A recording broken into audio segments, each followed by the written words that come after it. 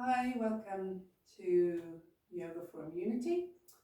So rather than sending you individual poses for this course, I'm going to send you a little sequence which you can practice additionally 2 hours if you want for roughly about 10 minutes a day. So these are some of the poses that we can do that will help with our immunity. So I'm going to take a hold of a block. If you don't have a block, you can use a thick book, roughly about that size, or a couple of books stacked on top of each other. Okay, so there's always ways around not having yoga props. We can use what we have. So we're going to come down onto the back. Okay. Taking the arms to the sides. And we're going to walk up and down through the spine in line with the breath, in time with the breath. So as we inhale, we're going to start to curl up through the tailbone, lower back, middle back, upper back, and exhale down from the upper back, middle back, lower back, and the tailbone. We'll do that 4 more times. Inhale up. You can go at your own pace. And just pause or fast forward, rewind the video as you need. I'm trying to get each of the vertebrae to move one by one, individually from the next, as we inhale and exhale up and down through the spine. So this warm-up is really good for getting the spinal fluid flowing, for decompressing the discs and stretching the tissues around the spine.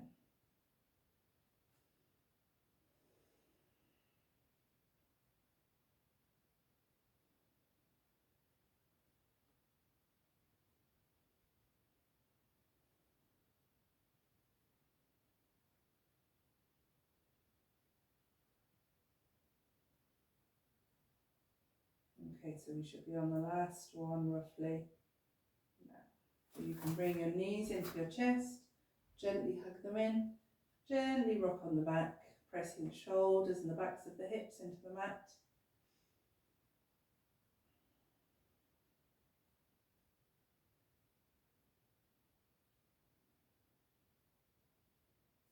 And then we're going to release the feet down.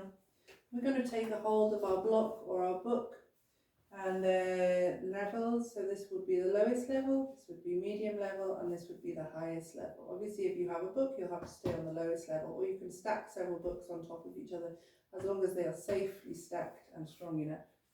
I'm going to lift up the hips and then moving the block underneath the back where the sacrum is. Okay, not on the lower back, so the lower back is free, sitting back down on the block. If that feels good and you have a yoga block, you can move up to the middle setting or the highest setting if you want, as long as you feel stable. If you're not on the lowest setting, just hold on to your block as you extend the legs. So the feet, if you notice, if you can see my feet there, they are flexed, ankles are flexed, and the palms are up now. They've let go of the block, nice and stable. Palms are up to the ceiling. And we're going to focus on this area of the body as we breathe. So breathing into the diaphragm, inflating the belly with air, and exhaling. Just staying for 10 breaths in your own time.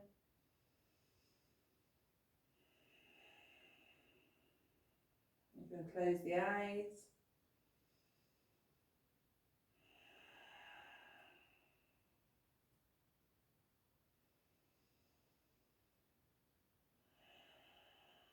Keep breathing.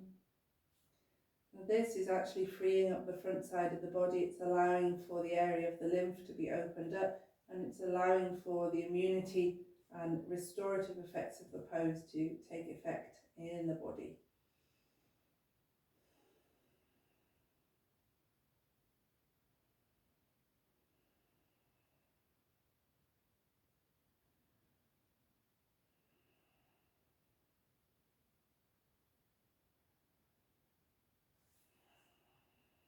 When you finish your 10 breaths, bring the feet back up, lift the hips, move your props to the side.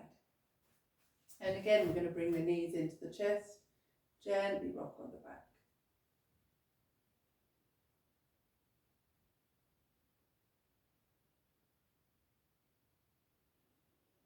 And bringing the knees over to one side, using the hands to push yourself up.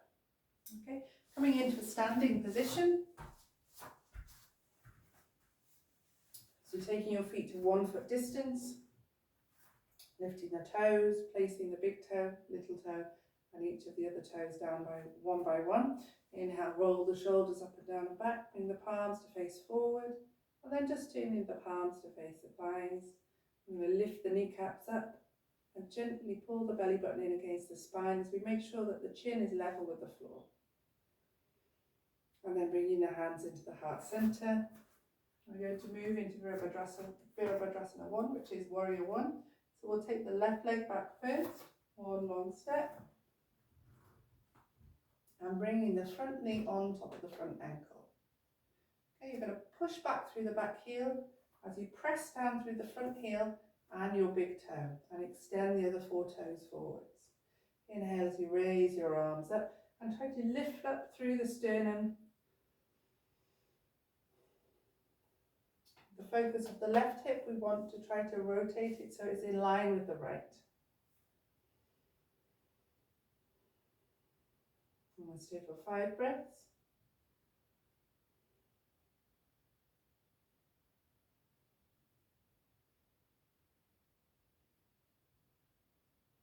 Exhale, release the hands, bring the weight into the front foot. Gently, we're going to step the back foot forward. And then switch the sides. The right leg back, front knee on top of the front ankle, pushing back through the back heel, rotating the hips so that they're both in line, parallel with the front side. Inhale, raise up. Lifting through the sternum, lifting the chest and gazing forward. 5 breaths.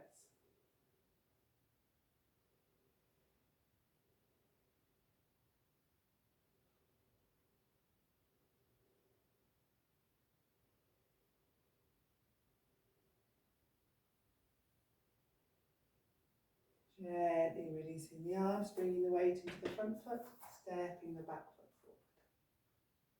Okay. And we're going to come back down to the floor now. You can take a hold of a belt. If you don't have a belt, you can use a regular belt, you can use a dressing gown belt, or whatever else you have handy. And we're going to move into Paschimottanasana, or forward fold. Okay. So we bring the belt just below the balls of the feet. Inhale, lifting the chest up. And you can feel free either to have the feet close together or to give yourself a little bit of a wider stance so that the body has more room to move forward. And we're going to inhale into the chest, lift the chest, and exhale. As we fold forward, we move from the hips, so not from the head. The head stays in line with the body as we move from the hips. Inhale, lift. Exhale, fold. Inhale, lift. Exhale, fold. If you come to the feet, grab the edges of the feet, fine. If not, carry on holding the belt. And rather than trying to get down to the legs, think about trying to keep this back extension. So trying to keep the extension as you move. As the belly reaches the legs, we can then let the upper back round. And the gaze remains towards the toes. So we stay for 5 breaths.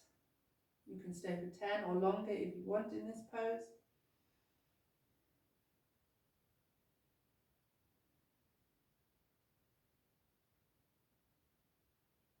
Inhale, raising up. Removing your belt, moving it to the side.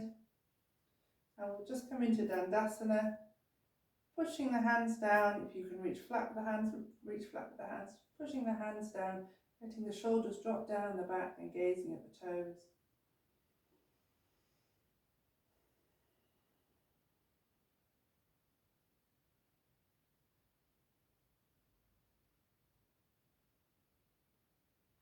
And then just letting the body relax, giving the legs a little shake out. And you can come then into your final position for your little mini sequence.